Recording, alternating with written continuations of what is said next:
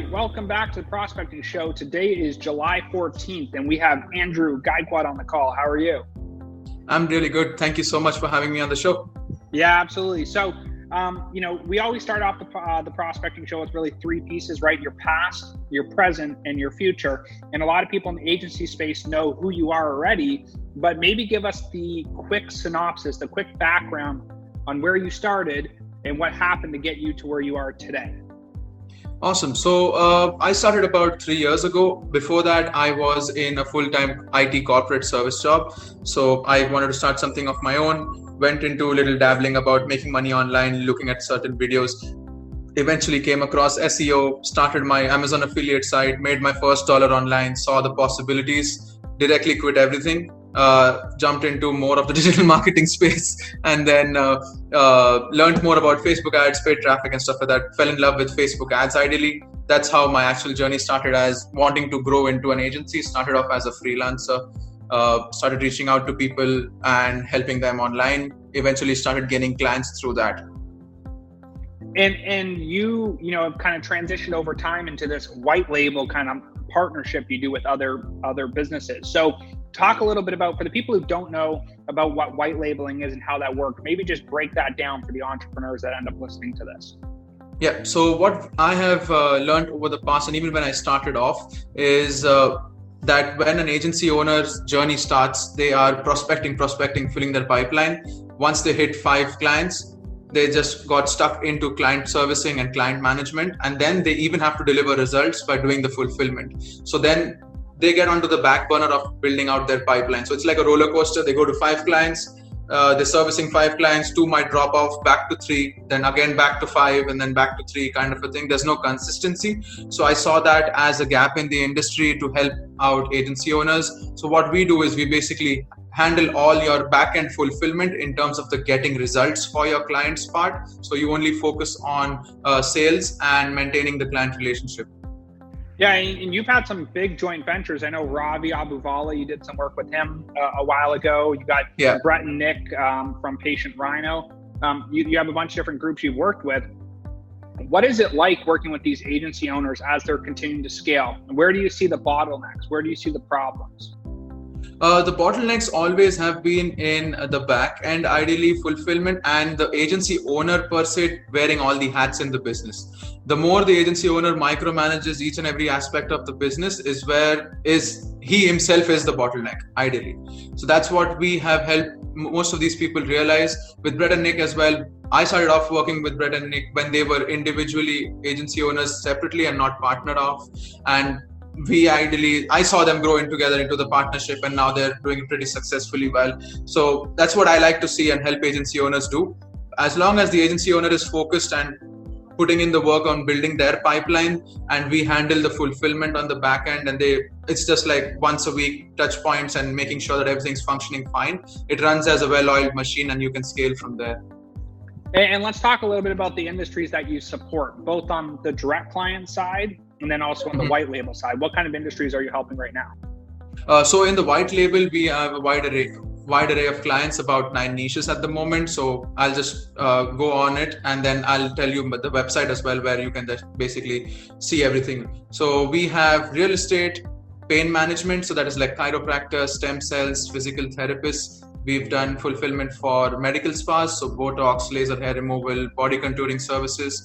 About dentists, so the entire spectrum of orthodontics, implants, and teeth whitening. We've recently got into the cleaning company space because of the COVID situation. A lot of cleaning companies are popping up, disinfection services are popping up, so that's doing pretty well. And that's more or less most of our niches there. And with direct clients, we're working with med spas, real estate agents, and carpet cleaners. So that's where we're at with the company. And because you have so many different types of companies you work with, how do you balance all of that with your day-to-day? How do you keep organized with all those different clients? So we have a pretty good team with us, and most of our team is ideally, I got lucky with that they can take their own decisions without me being involved as such. Obviously, it's not an overnight thing. It has taken 3 years to get there, but as long as they're doing those and then I oversee over that, it makes sense. And since we have worked with so many different industries, and these are the industries that are most the most of the courses online that teaches to build an agency, these are those core industries that we revolve around. So ideally we get a lot of clients in the same niches. That's why we've expanded to this level. And what that has helped us do is productize our service. Or even if a new agency owner comes to us and tells me, okay, I want to prospect in real estate, I don't know what to do, how can I use you to fulfill for our clients, I can tell them even from step one what to do right up until onboarding a client with us. So we ideally like to become an extension of the agency in terms of their marketing division. And so what kind of agency owners are you looking to work with? Who are the people that you like most? Kind of paint a picture around that for us. So all of these industries we're pretty fine doing. We do not ideally like to cap in terms of, okay, you need to have 10 clients before you come on board with us, because as the company vision, I have seen personally the journey when it's the most difficult part is to get your first client. If you get your first client, it then is a snowball effect once the results are good with it. So I don't shun anyone away that way. So we like to help agency owners start off as well. So once they start off, we've seen that relationship builds longer and closer so that they stay with us for longer. That's where we're at. Obviously, who doesn't like multiple accounts at the same time? Sure. But we also work with people who are just starting out with the one account also. Right. And so, as time goes on here, where do you see your business going, and where do you see the kind of vision of what you're doing? Are you going to go all white label? Are you going to do, some of these direct clients? Are you going to keep doing both? Like what's your vision long term? Yeah, personally, I like helping agency owners or basically entrepreneurs grow. So my long-term vision is to bring everything that I learn into my own country where I'm located right now in India. So where I can teach people to get the entrepreneurial mindset, because I've invested in a lot of online programs and coaches and stuff like that.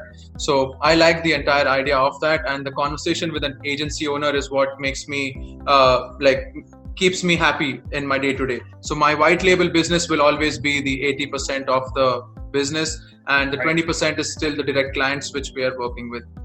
Yeah, and so you talk a little bit about mentorship, online coaching, consulting, the people who've helped you go from where you were to where you are now. Maybe tell us some of the things that you've learned, along the way that you think are most helpful. So one thing, the biggest thing is the mindset shift in terms of having mental blocks. So like me being outside the US, prospecting in the US, I faced a lot of rejection. I faced a lot of, I don't want my money to go outside my own country. It's just the world the way it is. You can't really change everything.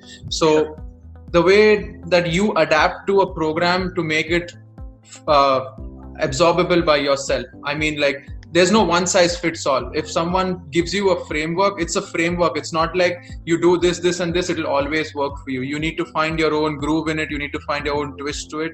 That's what I would suggest anyone investing into an online program to do.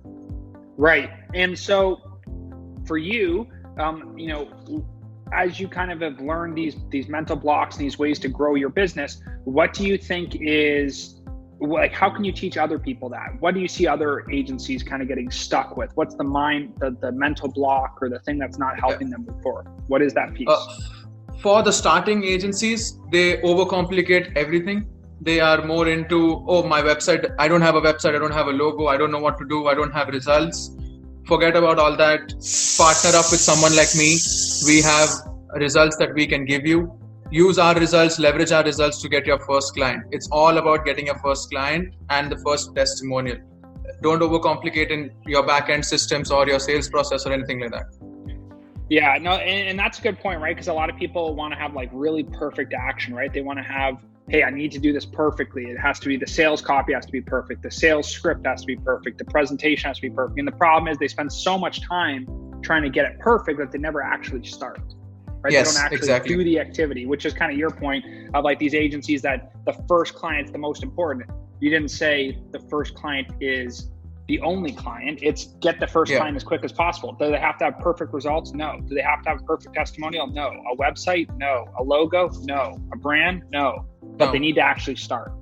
Yeah. And they have to start as long ago as possible so that they can be successful. So in your mind, as this kind of journey goes forward, what's the biggest piece of advice after somebody gets their first client? How do you help them after that? So when they get their first client, we just take it completely hands off from them, as long as it's in the Facebook ads lead gen space, which we're discussing right now. So they just give us their onboarding documents, give us access to the accounts. We set everything up within the first 3 days, and then they can have a launch. All they need to do is have a launch call with their client, and the ads go live.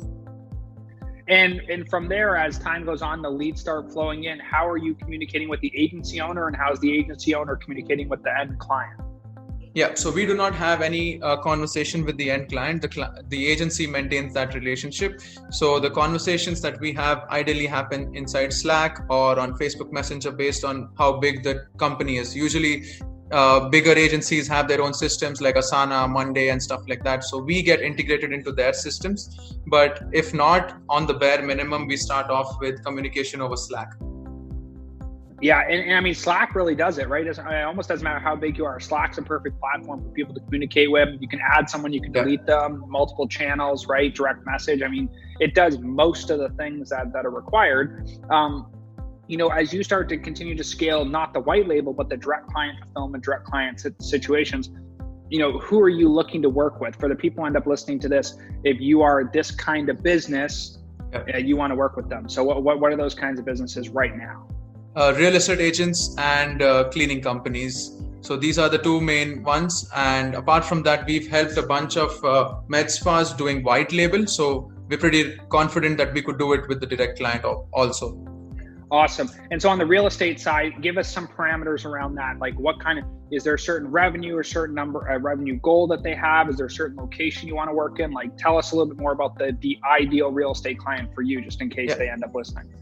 The ideal real estate client is one that understands that the money is in the follow-up. That's the basic criteria that we need to do, because we've worked with a bunch of real estate agents. The difference between a successful one is and the ones that are not so successful is they show up every single day and follow up with their leads. So because there is a huge ton of lead flow that we can generate for you, but as long as if you just leave them lying around, it's not going to work. You have to show up and call them up. So we can help you generate buyer leads, seller leads, first-time home buyers. We can do the full suite of that, but as long it's a team effort that we believe in. As long as your team does their job, you would find success along with us.